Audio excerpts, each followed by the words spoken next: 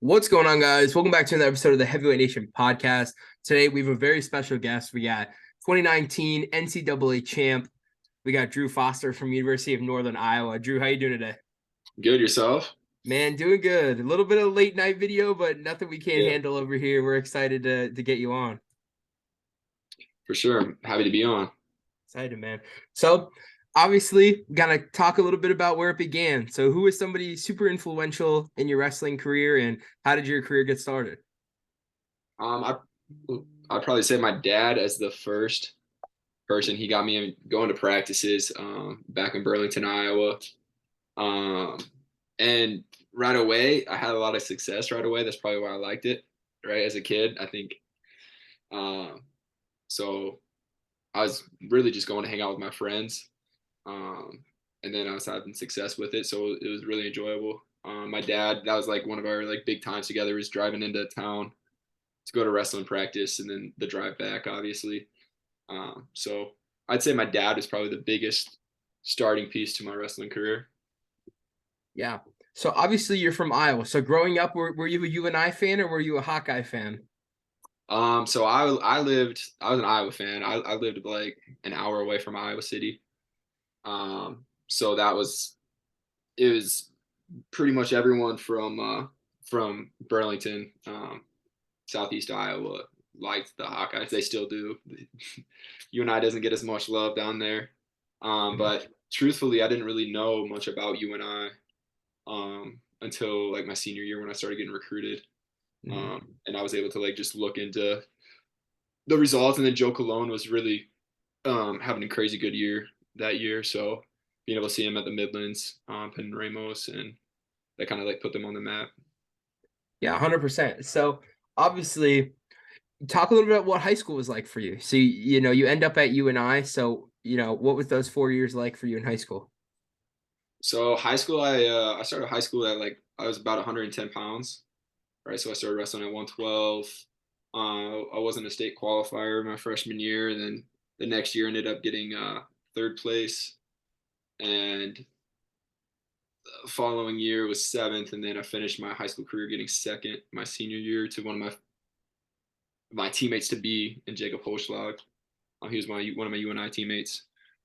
So yeah, high school. I mean, wrestling really wasn't my priority, so to speak. Right? I loved football. I wasn't very big back then, but yeah, that was like my favorite sport by far was football. My high school had the best Iowa football player. Um, the year he was a year older than me, but he was our quarterback. He went on to play at Kansas State. So he was their starter there he had some injuries, but I think 3 years. Um, so yeah, I wasn't really super focused on wrestling, so to speak, in high school. Um, So how was that so recruiting process like? Were you a highly sought after recruit, or were you someone who kind of went under the radar? I would consider myself under the radar.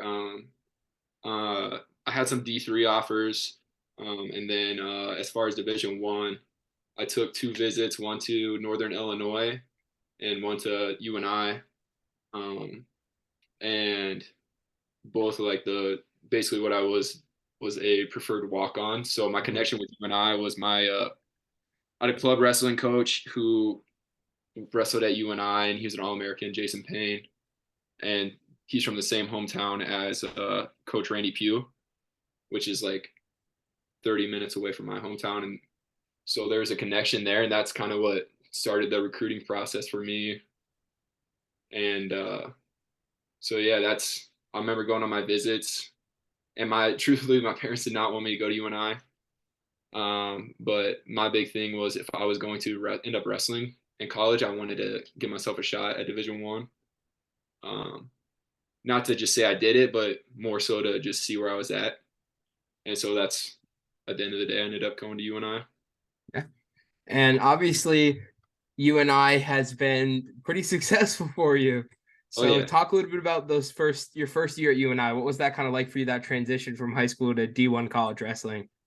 Well, right away it was tough. Just as far as you go from in high school, you're typically winning your goals. I mean, I had a good high school room too, but I mean, you're not getting your butt kicked like you are in high or in college. So there's probably like a, I don't know, a month period or so where it, like when it came to getting like a legitimate takedown, I had zero. Like I get some, Mhm. like maybe someone slipped. There's like a sweaty room or something. Or I got some like lucky silly takedown, but it probably took me legit a month um to get like my first like official takedown, and then um my first year was good. I mean, I just went to open tournaments and was able to be around a lot of just older guys that, I don't know how I want to say, they were just good dudes at the end of the day, right? So they help with the transition, right? Just that's really my first time being away from home, and it's not like it's far away. It's like 2.5 hours, but to be around a good group of people, just with the coaches and then just the guys on the team, is really helping with my transition as far as just not getting homesick and whatnot. 100%. So obviously, you start gaining some success. So obviously, leading up to 2019, what was that kind of like for you, that mentality going into, 2018, 2017 seasons? What was that like for you? Um, I think like 2017 was my biggest match, and probably like my like this one of the statements to my career in college was going out against Jack Deckow in West Gym and being able to get an upset win. Um, Felt really good about it, and then it was like the the sense of belonging, I guess. Not that I'd like doubted it. Like I felt like I carried a chip on my shoulder just throughout, just being a walk on. Yeah. Uh, so I So carried. were you put on scholarship eventually? So Doug's big thing was he there was no scholarship my first year, and he said it's like, hey, you can earn something. And then after my first year, I got like $400 for my first couple years, or my not my second and third year. I got $400.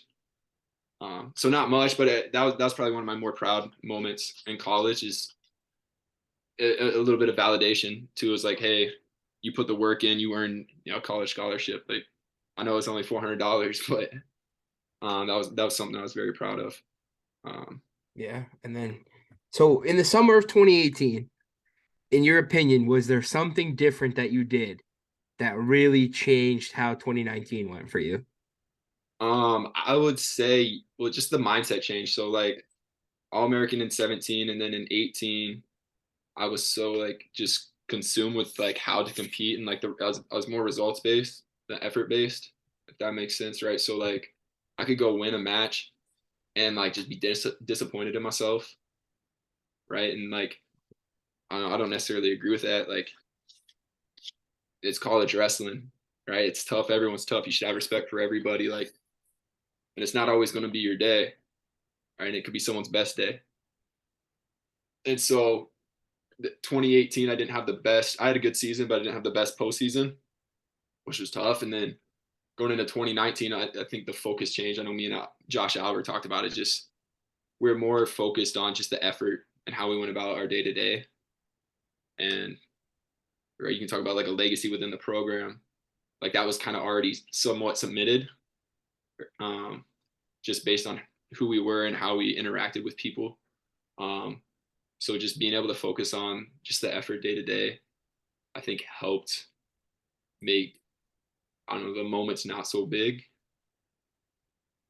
Yeah, 100%. And I think a lot of people have had that struggle where it's like they win a match, but you didn't win by pin. You didn't major them, you didn't get bonus points. So Yeah. we hear that a ton talking to a lot of different guys. Um, just about how you kind of have to, sometimes it's a lot more of a mental change than it is something physical. I'm sure you had the physical makeup to be a national champion 2018, but just that mental slight switch. And coming into 2019, man, what was that kind of like for you going through that season leading up to nationals? I mean, you had an absolutely amazing year. Yeah, it was, I had some ups and downs throughout, but I don't know, I prided myself on how I competed. Right, I'd walk up the mat, and if I lost, I think I had like 5 losses. I'd be bummed, like just upset with yourself, but like I mean, still proud of the product you put out there. And then come like tournament time, I think I only had one tournament loss that year. and that was in Vegas to Vince. But I prefer tournaments personally over dual meets, just as a competitor. I kind of struggled with dual meets and like I don't want to say the atmosphere, but like just the prep work for it was a little bit different than my prep for tournaments, and I didn't, it's pretty bad. In 5 years I didn't truly have it down to how I wanted it, where I had my tournament routines pretty stat.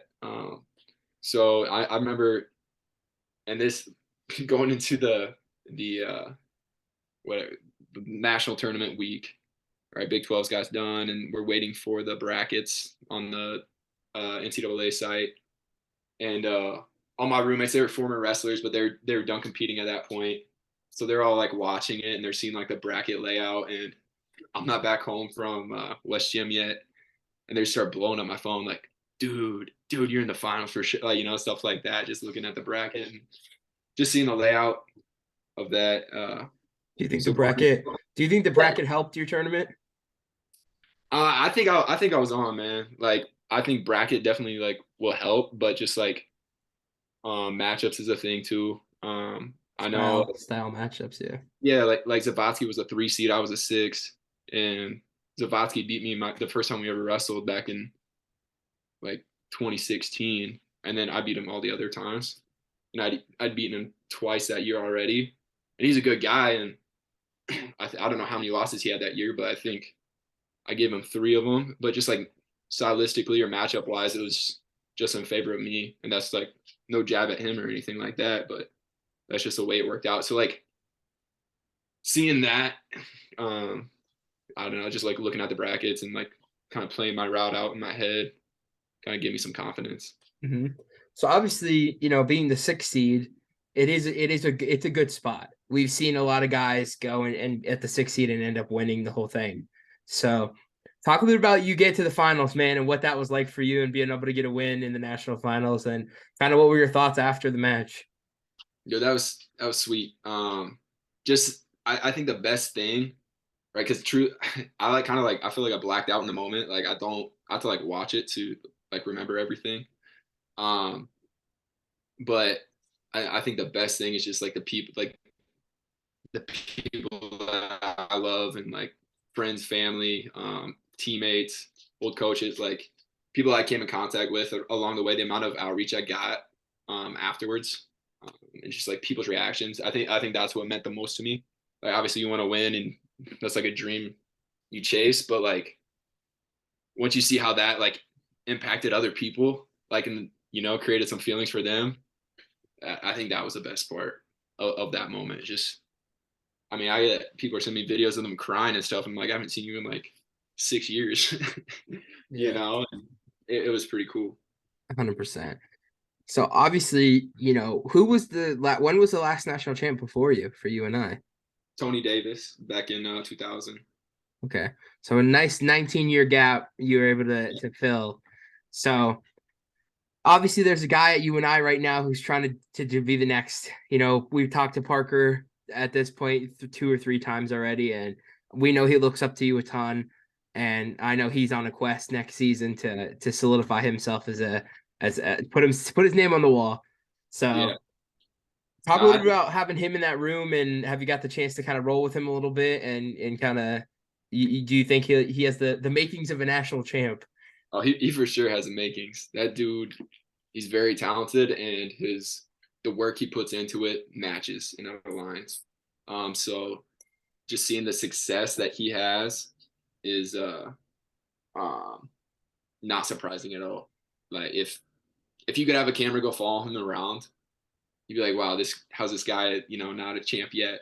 Just based on his talent and based on the work he puts in, and he's right there, right? He's running to a hammer in Brooks, and then it's not saying that he can't beat him. It just hasn't happened yet, 100%. I think he's also one of the most down to earth, nice people out there. Super good dude. Parker's a super, super, super good dude. So, I think, he's kind of kept you and I in the talk. He's kept the you and I guy in the finals now twice. He's been able to do that for you guys. And I know he's disappointed with his performance, but I agree 100%. I think, it's just if that day of that tournament, day 3 is his day, it'll happen. Yeah, yeah, and I think it's coming. Right, Yeah, I agree. I think it's gonna happen. And I don't want to put anything like any like bad juju or anything on it, but I think it's happening. I agree. I think like you said, I think he has the makings of a champion, 100%. So let's talk a little bit back to the topic of you. You know, what have you been up to, man? What we obviously Right. you've since stepped away from you and I, and you've graduated college. So what have you been up to as of late? So up until last summer, I was competing on senior level, and then actually last what year is that? 2022. In January, me and Taylor Lujan, we went out to Philly, and there's like a little training camp out there. We did, and I tore my UCL in my elbow out there, so wrestled trials, and then I got Tommy John surgery shortly after, and so after that, I decided to start jumping into coaching. So since then, I've been the head Panther Wrestling Club coach. So I've been around UNI since I've graduated, um, and so now I'm in a little bit different role as far as at the athlete to coach. And that's awesome to hear. Have you kind of built a home in Iowa? Is that, you love where you're at and all that stuff? Oh yeah, yep. I met my future. That's her soccer jersey behind me. Hey, shout out to her. Yeah. Yep, she's finishing up her a PA program, physician assistant. She'll be done in December, and so yeah, we'll get married in August. So that's That's kind of exciting for you. yeah, That's for my mindset exciting. right now. Yeah. Yeah, man. So you've kind of taken on a different role, but you're still there. You're still helping those guys out. And obviously head coach in RTC is a great spot to be. You're still able to. Do you think you're going to be done competing? We won't see you compete ever again, or you think there's maybe something in the works? Probably, yeah, probably not. But man, You never know. if someone made a bet with me, or if I'd have to stand by a bet, or if I got like a really big itch or calling to Mhm. compete again, Yeah. that would be the reasoning. But I really want to coach. I want to impact people, Mhm. try to make a difference, shape some young men, and so that's kind of where my goals are right now. That's awesome. I mean, you can't get much better of a coach. A national champ, an All-American, a Big 12 champ. You can't really get much better than that as a RTC coach. So, talk a little bit about how the switch between becoming a competitor to now a coach. Was that something pretty easy for you to do? Um, so while in the RTC, like as an athlete, we're still able to get like some one-on-ones, but this last year has been a little difficult just as far as because I mean I was out, I wasn't able to even like do anything from like July till I don't know November, December. Um, So just you're wasn't. like just getting back in the mix here in like the last couple of like year and a half. Yeah. So it's just been different as far as like not really getting ready for anything and like Yeah, I'm sure you don't mind not having to cut weight. I'm sure yeah, just like that's a this little plus. extra into the into the training cycle, get down to weights. Those weren't fun. But I mean, there's days where I miss the competitiveness a little bit, but at the same time, like when I get the opportunities in the corner, like I feel like that's very rewarding. Um, to just be like, you don't really have to do much as far as that, just being there for your athletes and just try to provide confidence for them. Hopefully they have it, but like just being that confidence in the corner for them. So I've had opportunities with that, and that pulls it, back full circle for me as far as like that's what I want to do. That's Because I mean, to be honest, you're probably living every college wrestler's dream. Have as much success as you had, win a national title, and then be able to now make a career out of the sport. We heard for so long, I'm sure you heard it growing up being a football and a wrestling athlete. You don't make any money wrestling. There's no right. money in wrestling. There's a lot of money in football, but there's not a lot of money in wrestling. So you being able to now make a career for yourself and be able to support yourself. And I'm sure that's awesome too, is, being able to do that and also do what you love. Yeah, it's you go to West Gym, and your job doesn't feel like a job. It's more like a hobby, something you really enjoy doing. I mean, sometimes you get tired, I guess, but at the end of the day, when you look at it, it's a lot better than the alternative. 100%. Yeah. In my opinion. So I'm sure you enjoy what you do better than in an office working a 9 to 5, having to sit at a desk all day and do all that. You kind of get to, have fun and do what you love, as well as, make a good income. So awesome to hear, man. Awesome to see that you're still staying in the sort of the sport, and still being able to be around guys and train. Obviously, hopefully we see you in the corner, and maybe, in a couple of years get a head coaching position. That would be cool for you to see, is, yeah, maybe the coaches that you and I, go ahead and part their ways, and we could see, you be the first, head coach kind of your generation. I think a lot of the guys of your generation, and maybe a little bit behind you guys, I think you're going to see them all become these elite level head coaches for a lot of universities. oh yeah, there's guys already starting to dabble in, Mm-hmm. and I think that's cool. Yeah. That's cool to see. Yeah, I can even think, just like off the top of my head, I know yourself, Mark Hall, Yeah, Vincenzo Joseph, like they're all in the coaching world right now. And I'm sure there's a lot more. And I know Trent Hilger from Wisconsin, he's going to go ahead and coach after, his career just ended this year. So it's exciting, man. It's exciting to see. I mean, you kind of have to think it was bound to happen eventually. A lot of these coaches are getting up there. They're getting a little old, and their time yeah. is coming for a lot of them. So Yeah. Oh, I know. Like, it's a little bit just in my time in college to now. Just it's a different world as far as mhm. just guys. Guys on the team, their interests, their lingo, and all this. It's like I can't imagine. Like for instance, like Doug will be like, "What's that mean? What's he saying?" Imagine like Oklahoma State's coach being like, "What is that? What like John Smith is like? What does that mean?" Yeah, I'm sure he says that probably. John Smith's over here. Who is Ice Spice? What are you guys talking about? Like, I could see him just having some moments, man. Like, For sure. guy's a legend and all, but when does your time call to step away? And I think obviously you probably seen. I don't know what they're feeding some of these high school wrestlers, but Oh let yeah. me tell you, they're a different breed than when I'm sure you were in high school, and definitely when I was in high school. Like, there's guys that are in 10th grade wrestling at college opens and beating all Americans. I'm Yeah, like, it's where do unreal. these kids come from? Like, They're good. I think club wrestling has helped with that too. 100%. I think Yeah, RTC wrestling, like, because I mean, pretty much every school has an RTC. I know up in the Northeast, like, it's huge. Like Lehigh, Penn, um, Jersey, like New York, they all have big clubs and they're packed. yeah, And and that's that's where you pretty cool. go. Like, Yeah, I know, that's like pretty. Bo Bissett, like they're like that whole squad that he rolls with. Yeah, They're like big. They're like those big dudes, time, like Penn State club, like Nittany Lion Wrestling Club guys. Like, yeah, those dudes I are mean, special. when you're in a room with those guys, I mean, you can't help but not be Yeah, good. So you're bound to get better. That's for I sure. remember, like, when I was in high school, it was like you won Fargo and Super 32. You were really good. Now it's like, yeah, you go to the Clarion Open and win the whole thing, and you're 15, 16 years old. Like, okay, then you're That's the new good. standard. Yeah, Yeah, the new standard is like going to Michigan State and Clarion and winning the Opens. Like, it's okay, crazy. It's crazy. yeah, crazy, weird, crazy. I mean, look at Ben Keeter. You're an Iowa guy. Like, No, look at that kid. Like, that kid's a different breed. he's a Like, year. He's yeah. Hopefully he can successfully do both sports. That'd he'll be be like, I think he'll, honest to God, be the first.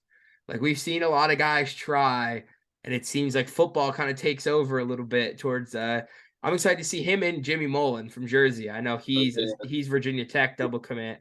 So those are two guys to watch to see how it goes. I mean, hopefully, I mean, Keeter's an elite level of both. I mean, he was the number one kid in the country for wrestling and top 100 kid in the country for football. So I want to talk to the Brands.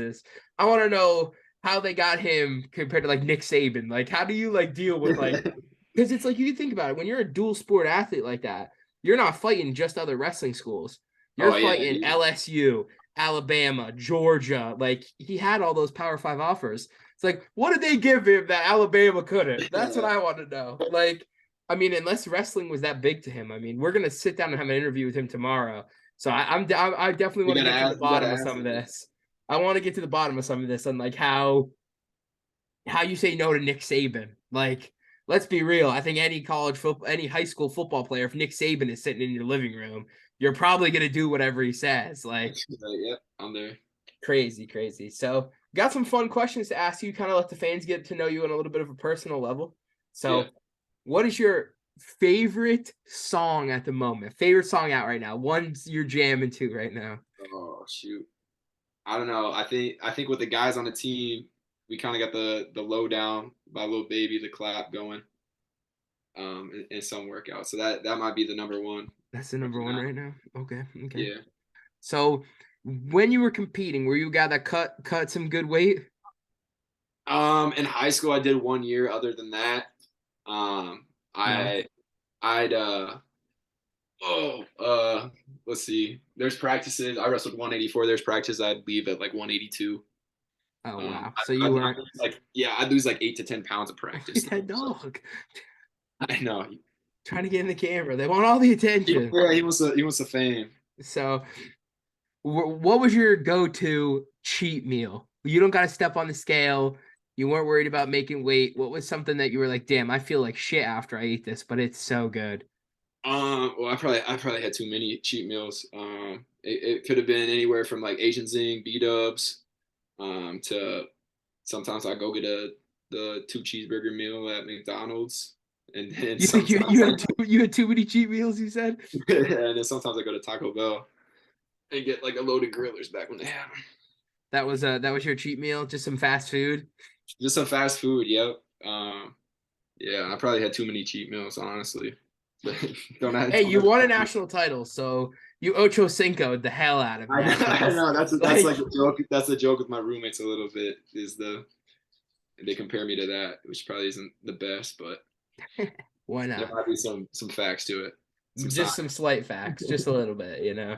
I mean, nothing too bad about that. So, jeez, I almost choked on my own spit. So, what was your favorite walkout song while you were in college? What was one song that you walked out to? You were like, "Damn, this is good." What did you Um, walk out to at nationals? Medicated by Wiz Khalifa. Okay, We were. I don't think I ever lost a match with that walkout. Um, undefeated with Wiz Khalifa. yeah, and we were in Pittsburgh, and that's Wiz Khalifa's hometown, so I had to do that. But my favorite was probably Trophies, my freshman year, by Drake. I just love the beat right away, and but I never won a match to it, so I had to change it as soon as Of course, bad juju. Yeah, no, I had to. immediately. Yeah. It was bad luck. So great walkout, terrible luck. So So, Wiz Khalifa got the call. yep. He was the next one, and obviously undefeated to one song. Do you think it's superstition? Do you think that it was the song? Or mentally, you think it was? It got me in the zone. Like sometimes I'd walk to class, and that's all. I just played on repeat sometimes. Just get me pumped up for class. So, um, but yeah, I didn't really have superstition. I mean, I had a routine that I stuck to, I guess, if you call that my superstition. But other than that, What was your routine? What was the? so I'd usually get up.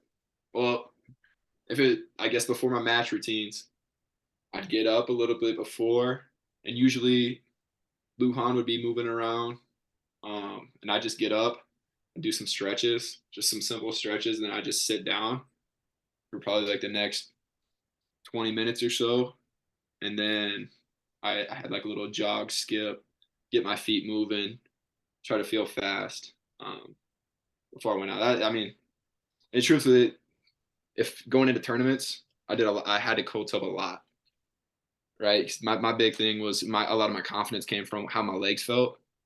Um, just based on how I wrestled. If my legs felt really good, it didn't matter how anything else felt. Um, I felt pretty confident. So um, the amount of cold tub, like just or like we just Recovery. You did it. You focused a lot on recovery. oh yeah, and even just like off days, and I think that's a tough thing that people battle with right now is just how do you truly have an off day, right? Because you need every day to get better, but I think just being able to focus on your recovery is as essential as a workout too. Yeah. So I Well, can't wait till one day we get to sit down and talk to Jordan Burroughs because I need to know that guy's recovery routine. At 33 years old, the way he's still competing, like imagine, like no kidding. He probably reached out to LeBron or something. I'm sure somebody like Tom Brady, he knows something that we don't, that like these like Brady, LeBron level type guys know, because the way that guy competes, he just at Oh his yeah, age, and and dude, Burrows is such a like just being able to meet him and stuff. He's such a nice like guy and like he's a super genuine cool. dude. Yeah. Like when we were out in Penn, I mean, he was asking me questions about stuff. I'm like, dude, what are you asking me for? Like you're an Olympic gold medalist. Like, what do you Right, mean? but like it just shows just like the humility of him and just like man, he's a student of the sport and always I trying feel to like grow. he's somebody that no matter what level of wrestling you are, you could always kind of look up towards him. Oh Like I yeah, know, like we talk to a lot of guys like that are like just getting into like the family aspect, like just got married. They're like, yeah, I look up to him based on how good of a dad he is, or I look up to like how good of a husband he is, like not even how good of a wrestler. Because some people that are big time wrestlers don't really like to admit like other people are good. So like yeah. we get a lot of times where it's like, oh yeah, I look up to him because he's a good dad, or I look like I'm like, but at the end of the day, like I look up to him because he's a damn good wrestler. Like and I keep doing it. What he's doing at his age is it's nuts, man. But we were talking to a lot of guys that are like 6 year seniors this year, and they're like, man, my body was slow to get moving, like get recovery and stuff. Right, Like yeah. Well, and whole days during the week were just recovery, like a whole day. I think college too is a little bit more of a grind. Just and I don't. It doesn't really make sense, but I guess you compete more regularly, so that I mean Yeah, that could be part of it. But um, yeah, still that crazy, six man. years of college would be. I mean, I had enough surgeries and some injections. And you let me tell you, you got out. You got out of the sport at a great time, Right. right before shit hit the fan. You got out, so you were lucky you didn't have any COVID year, or I'm sure online school wasn't a big thing back then. Like you were like the last like graduating class of like full, like you only had 4 or 5 years at the most. Like there was no 6, 6, 7 year people going into it. Well, Like yeah, I no, remember like we're talking, like me and my buddies were talking, and I was like, I'm not gonna name drop, but I was like, yeah, this guy like hit the transfer portal. And they're like, he's still in college. I was like, yeah, somehow he's still in college. no, I Like, said I say that all the time. I'm like, dude, I swear this guy's just wrestling like the same amount of years I was. How's this guy still going? yeah, I mean, It's cool. It's cool though. Like I like that guy. You know, people are getting opportunities. I wish, looking back at 2020, I wish got like Taylor Lujan, one of my teammates. yeah, 100%. He He's a was- guy. We saw that with a lot of guys. Him, Colin Moore, Luke Pletcher. Like these are guys that were ranked number 1 in the country. Like they were number 1 going into nationals, and then nationals gets canceled. I just wish that NCAA would have, and I don't know how you handle it, you know, but like just it stinks that you know some of the people that didn't necessarily weren't really affected by the COVID situation like reap the benefits of it when you know the people that truly were. But I mean, there's nothing you can do about it besides take advantage of it now. So, and that's you know that's what people are doing, and you can't blame anyone for that. We got a fire closing question for you. We've asked this question almost 180 times now. So you could take 3 of your Northern Iowa Panther wrestling club guys. You could take them with 3 of them with you into the zombie apocalypse. Who would it be and why?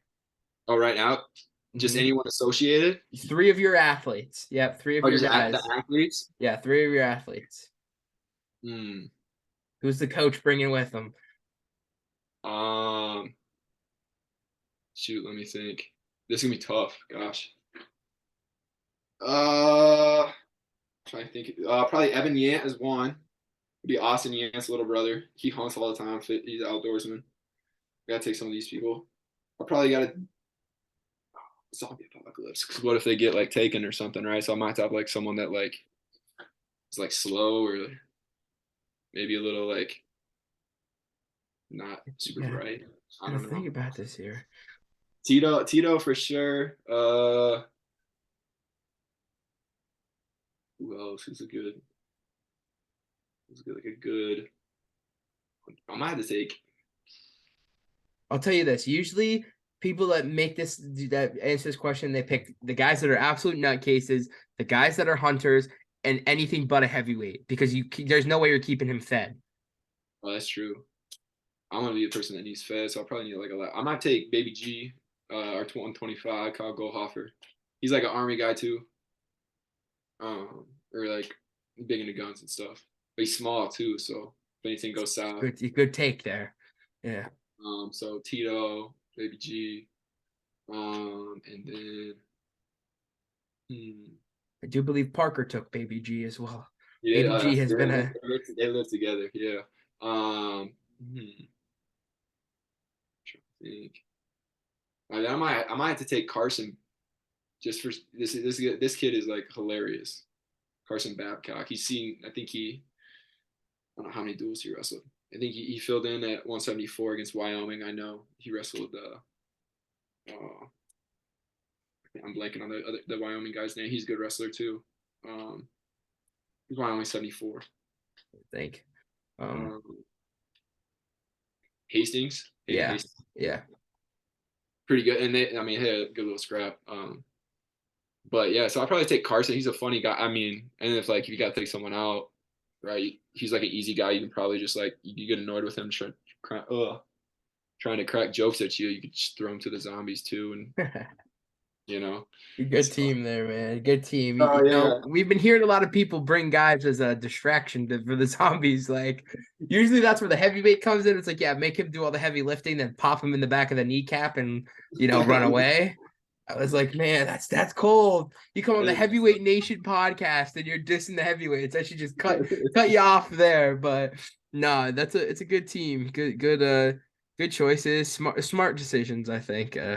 Definitely stay away from the heavyweights. In my opinion, that's the last person I'd want. I know I wouldn't want myself in the zombie apocalypse. Unless you put me on on top of a prison or something, I'm out. I'm done.